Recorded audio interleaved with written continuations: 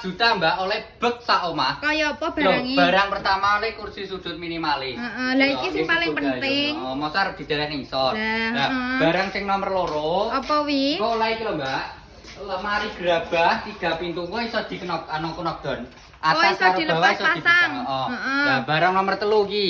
Lemari 2 pintu tarik pilihan modele sik akeh. Iya. Nah, yo barang selanjutnya nomor 4. Apa neh wi? Oleh meja TV, engko iso nggadah TV ya to. Iki berani 1,5 meter, pilihan modele sik akeh, engko iso bebas pilih. Jaluk sing polos ngono kae ya ready. Ya nek iki barang sing nomor 5 oleh iki meja rias Go macak ngono ke to ya. Macak bojone. Wis ana nggih deleh skincare ya to.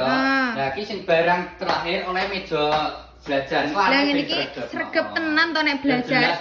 Kaya ngono wingi mesti lak larang. Yo murah Mbak, 11 juta oleh lembaran Facebook sak omah.